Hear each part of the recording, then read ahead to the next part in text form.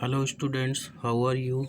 Welcome to online English classes of New Saint Stephen Public School, Unit 3, Awal Kheda, Agra.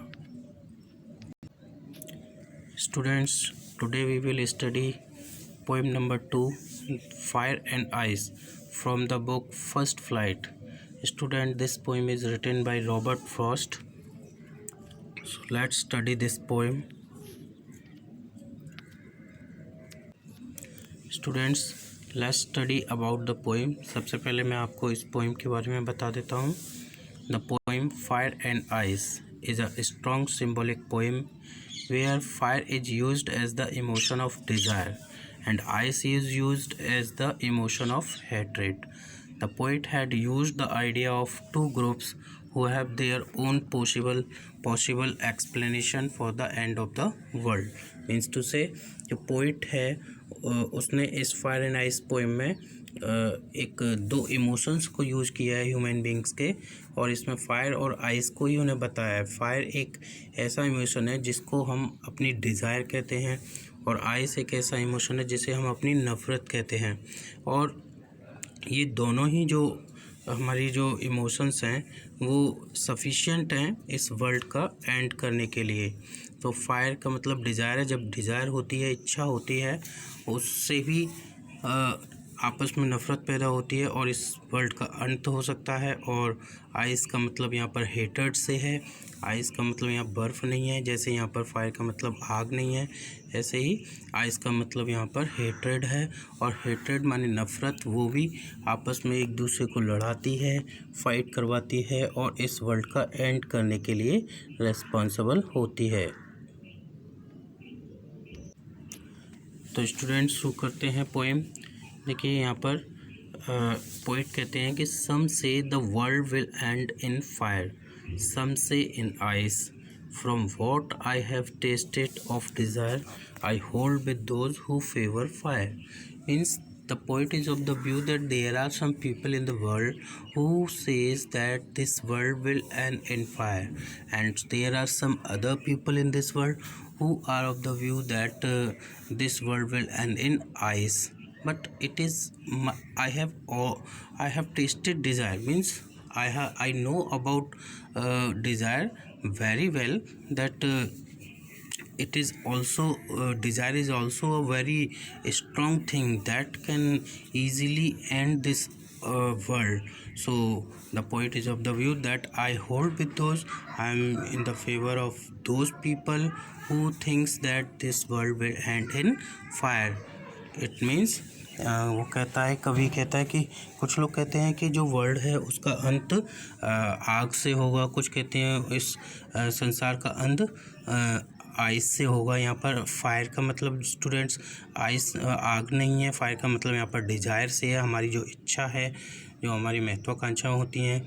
और कुछ लोग कहते हैं कि इस संसार का अंत बर्फ़ से होगा। यहाँ पर बर्फ़ का मतलब, आइस का मतलब बर्फ़ नहीं है, यहाँ पर आइस का मतलब है हेट्रेड, यानी कि नफ़रत एक दूसरे के प्रति।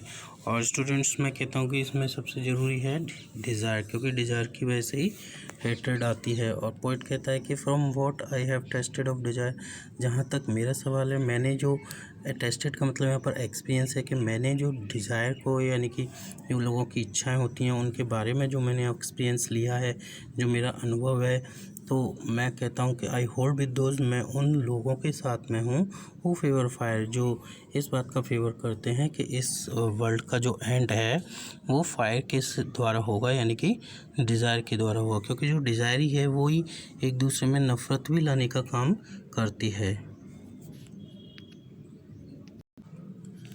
Again the poet said that but it had to be perished twice. I think I know enough of hate to say that for destruction ice is also great and would suffice. Means to say, here the poet wants to say that suppose if this world will end twice, मतलब अगर इस संसार का अंत दो बार होना होगा, perish का मतलब टू डाई से है, मरने से या अंत होने से। तो पोइट का ये आइडिया है, ये विचार है कि अगर इस संसार का अंत दो बार होना है तो वो कहता है कि I think I know enough of hate. तो मैं तो ऐसा सोचता हूँ, मैं ऐसा समझता हूँ कि मैं हेट के बारे में यानी नफ़रत के बारे में, कहने का मतलब है कि जो आइस है जिसके बारे में बोला गया है उसके बारे में मैं काफ़ी कुछ जानता हूँ। To say that for destruction ice is also great. और ये मैं कहता हूँ कि डिस्ट्रक्शन के लिए यानी विनाश के लिए, इस संसार के अंत के लिए, इस संसार का विनाश करने के लिए आइस इज़ ऑल्सो ग्रेट। जो आइस है यानी कि जो नफ़रत है वो भी ग्रेट है, यानी वो भी बहुत बड़ी है, बहुत ज़्यादा है। एंड वुड सफाइस माने सफिशिएंट है। यानी अगर लोग आपस में नफ़रत करें, जो नफ़रत करते हैं, तो ये जो नफ़रत है इससे भी संसार का, इस दुनिया का अंत हो सकता है। तो स्टूडेंट्स, पोएम आपको समझ में आ गई होगी। मैं और आपको बता देता हूँ एक बार फिर से कि ये जो पोइट है उसने बोला है कि किस तरीके से जो दुनिया है उसका दो तरीके से अंत हो सकता है, उसने इसमें बताया है हमें। और इन दो, ये जो दो चीज़ें हैं वो क्या हैं, वो ह्यूमन इमोशंस हैं जो इस वर्ल्ड का एंड करने के लिए सफिशिएंट हैं। और वो कौन कौन से हैं? एक है desire of the human being and second is the hatred of the human being.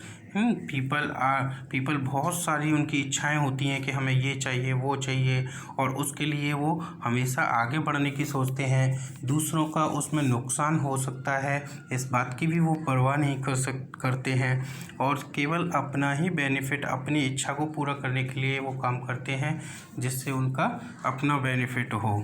और दूसरा हेट्रेड, और ऐसा करने के साथ ही वो दूसरों से नफ़रत भी करते हैं।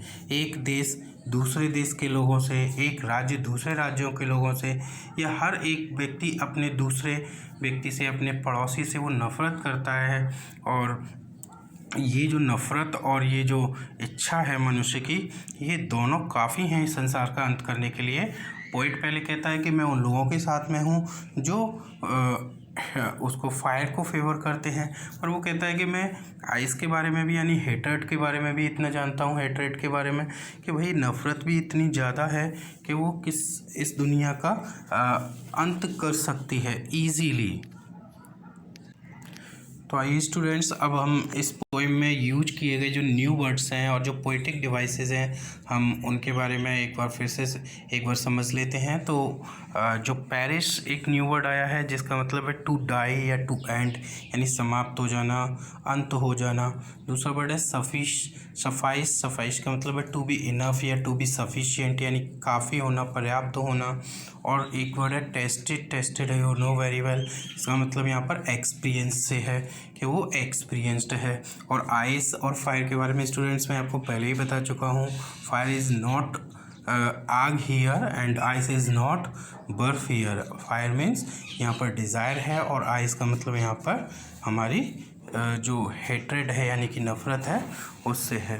अब स्टूडेंट्स, इसमें जो यूज़ की हुई जो पोइटिक डिवाइसेस हैं हम उनके बारे में स्टडी कर लेते हैं। तो सबसे पहले इसकी राइमिंग स्कीम देखें।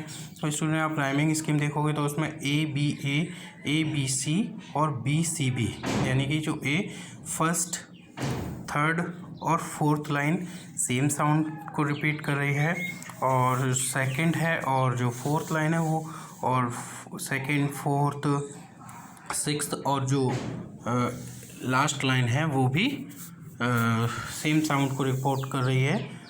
तो इसलिए हमने बी का यूज़ किया है, और सिर्फ दो लाइन है, सिक्स्थ लाइन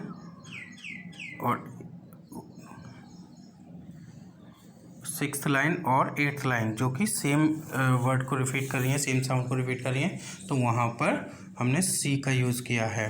तो इस तरह से हमारी राइमिंग स्कीम हो जाती है A B A first 3 line के लिए, A B C second 3 line के लिए, and B C B last 3 line के लिए।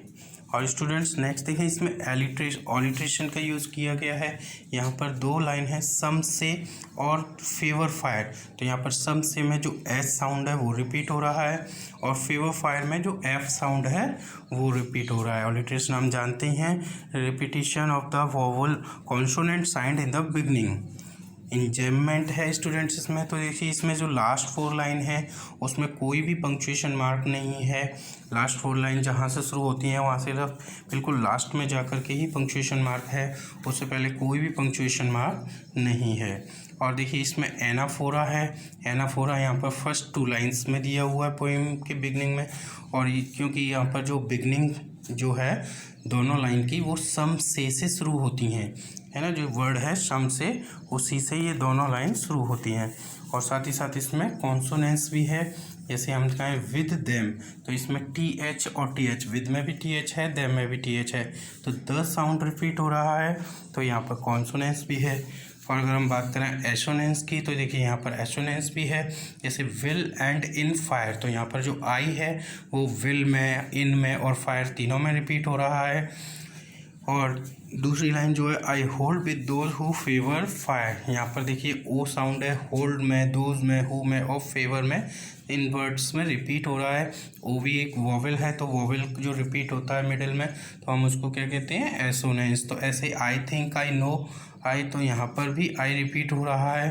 तो यहाँ पर कौन सी पोएटिक डिवाइस होगी, एसोनेंस होगी। तो स्टूडेंट्स ये आपको पोएटिक डिवाइस और न्यू वर्ड्स जो हैं वो सारे क्लियर हो ही गए होंगे students. So thank you students for watching this video.